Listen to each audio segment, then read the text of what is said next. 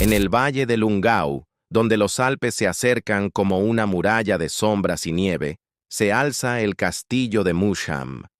La carretera serpentea entre bosques de abetos y prados que al atardecer toman un color de cobre viejo. Antes de llegar, lo sientes.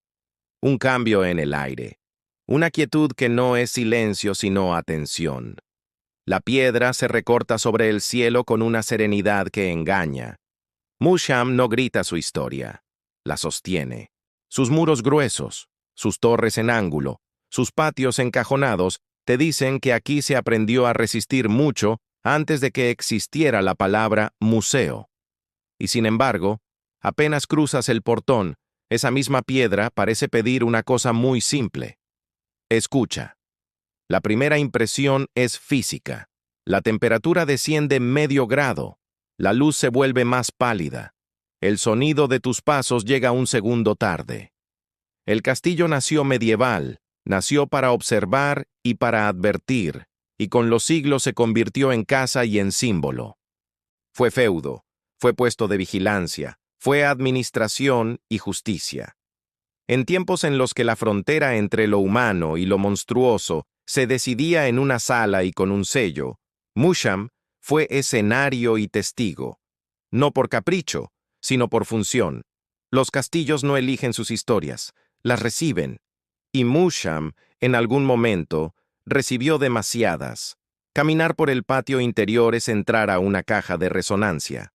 El eco rebota contra galerías de madera oscura, contra piedras que han visto deslizar el invierno por encima de sí mismas una y otra vez. Alzas la vista y una galería cerrada se asoma como un párpado entornado.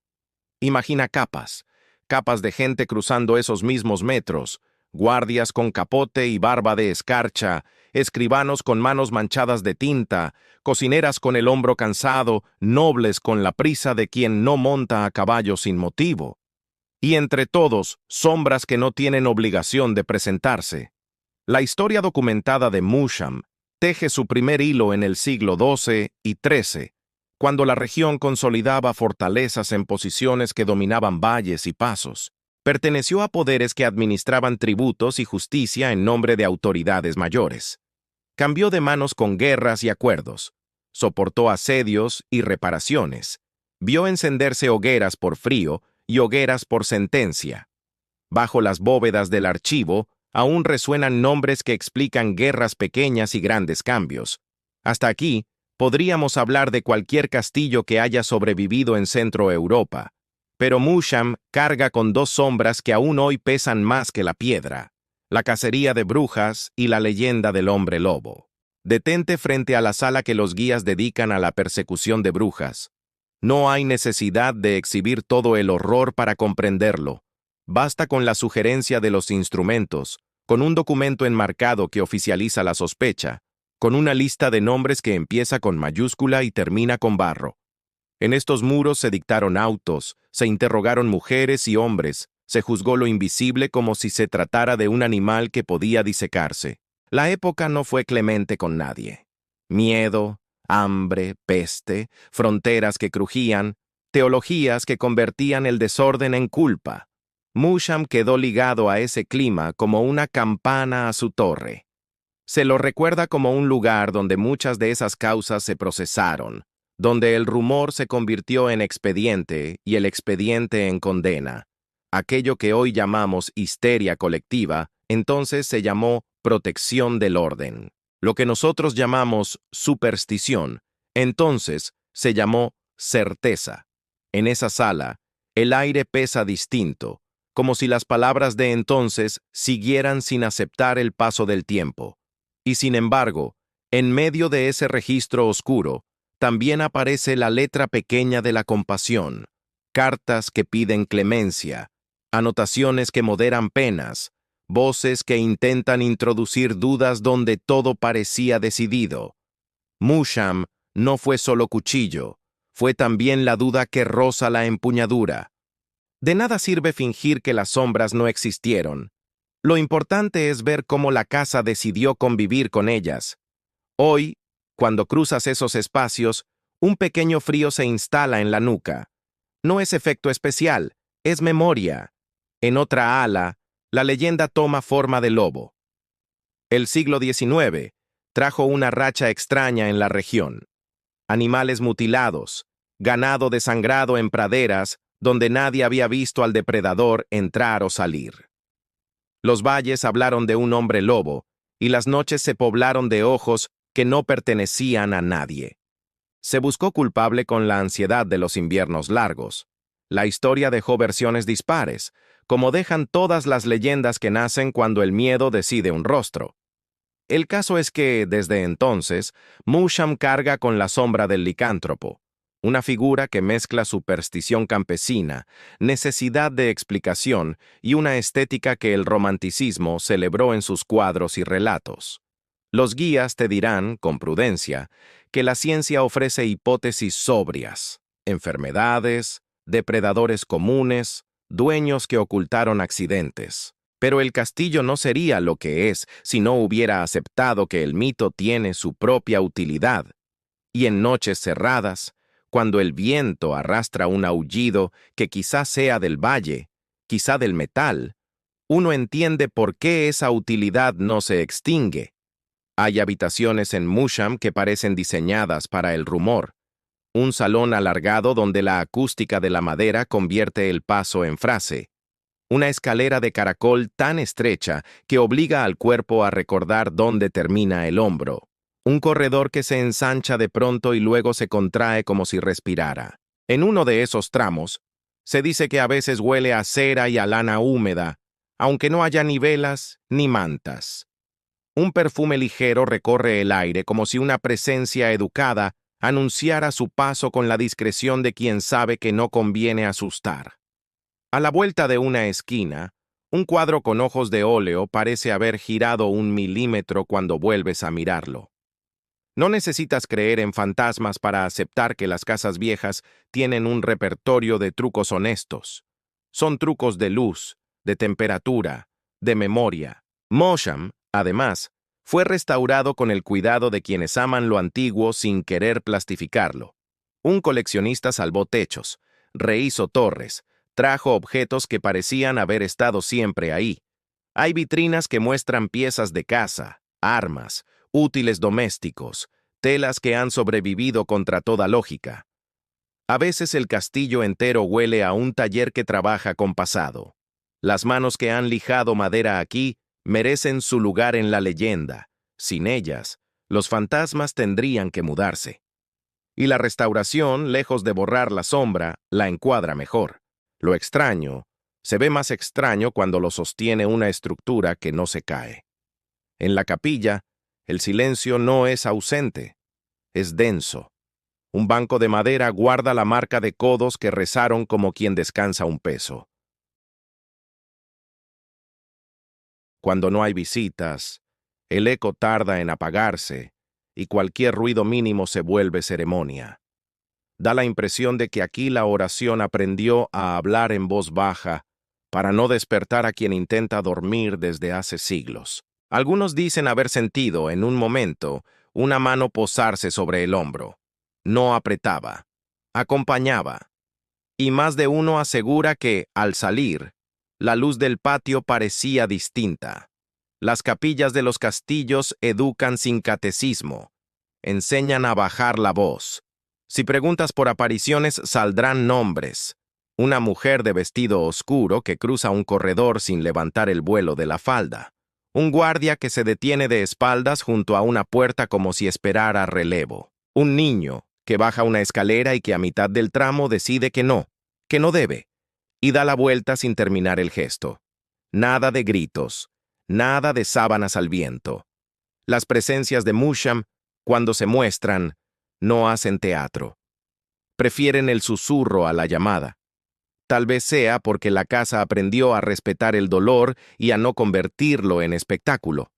El sótano y los calabozos tienen su catálogo aparte. Se oyen cadenas, eso dicen.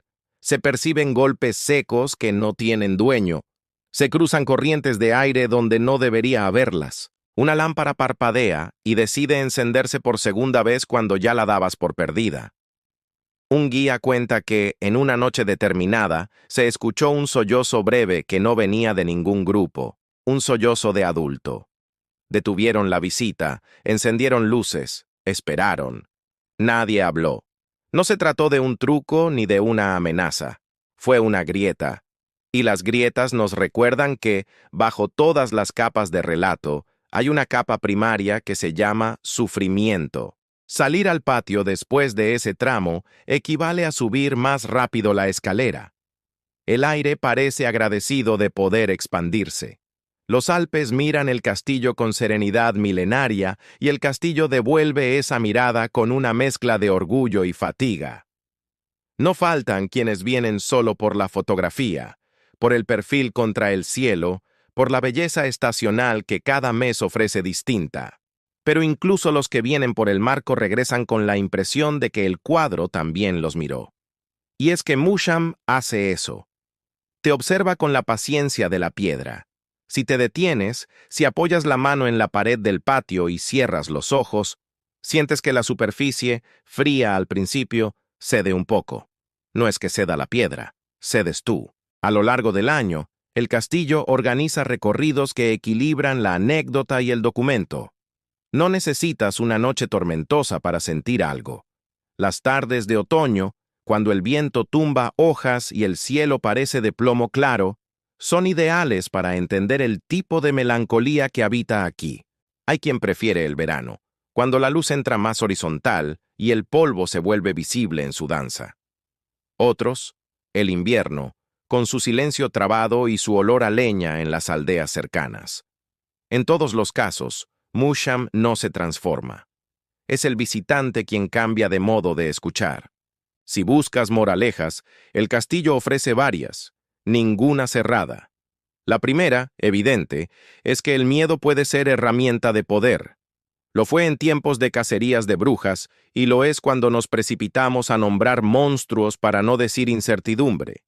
La segunda es que los mitos, cuando se los mira con respeto, nos cuentan más de quienes los crearon que del fenómeno en sí.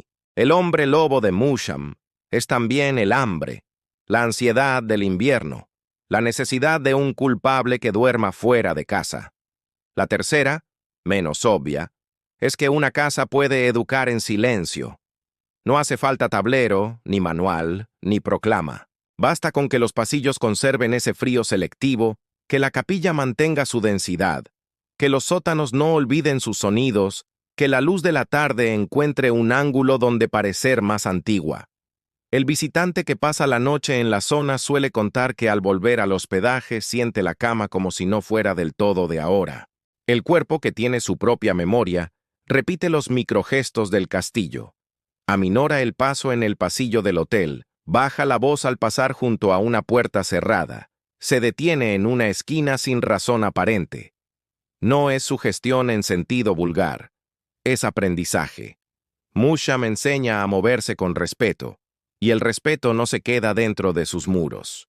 Quien regresa por segunda vez, descubre que el castillo no repite las mismas escenas. A veces, el rumor de la casa de brujas parece más lejano, como si otra capa se hubiera interpuesto. A veces, la leyenda del lobo se acerca con una coincidencia desafortunada de sonidos y sombras. A veces, es la restauración la que habla, con el brillo de una madera recién nutrida o el olor de un barniz discreto. Musham no es un parque temático con horarios de aparición. Es una casa que se ofrece de acuerdo con el clima, la luz, la disposición del visitante y quizá con la salud de sus propios secretos. Antes de marcharte, busca el tramo de muralla desde el que se ve el valle con mejor perspectiva. Allí la geografía hace su trabajo más limpio. El paisaje no necesita de nuestras historias para ser hermoso. Pero nuestras historias lo tiñen de una vibración que, en lugares como este, se vuelve inseparable del verde y del gris. Un último consejo del castillo parece subir desde la piedra hasta la mano que descansa en ella. Lleva contigo el rumor, no la conclusión. La conclusión mata al misterio. El rumor lo alimenta sin que se vuelva tirano. Musham no te pide fe ciega ni te regala pruebas en frascos. Te ofrece una convivencia. datos suficientes para que la historia tenga peso, leyendas resistentes para que la imaginación tenga espacio, arquitectura sólida para que el cuerpo pueda creer y un puñado de sensaciones para que el corazón elija. Si aceptas esa convivencia, el castillo cumple su función más alta. Te saca de la prisa, te devuelve una manera más atenta de estar en el mundo y te recuerda que lo invisible no siempre es sobrenatural. A veces es solo el nombre que le damos a lo que no escuchamos con calma. Cuando la puerta se cierra detrás de ti y el valle abre otra vez su horizonte, te das cuenta de que no te vas con respuestas, sino con un ritmo. Caminas un poco más despacio, hablas un poco más bajo, miras un poco mejor. Y en ese pequeño cambio, Musham sigue contigo, no como un fantasma que te persigue, sino como una lección de piedra que aprendiste sin libro. La próxima vez que una casa vieja te pida silencio, sabrás dárselo. La próxima vez que un rumor pida lugar, sabrás no convertirlo en sentencia. Y si alguna noche, en tu propia habitación, una sombra se mueve donde no debería, recordarás el olor tenue de cera y lana, el frío selectivo de ciertos pasillos, la mano que no oprime, acompaña. No harás preguntas urgentes. Escucharás. Quizá esa sea la única forma adulta de habitar el misterio, sin domesticarlo, sin asustarse, sin negarlo, exactamente como lo hace, desde hace siglos, el castillo de Musham.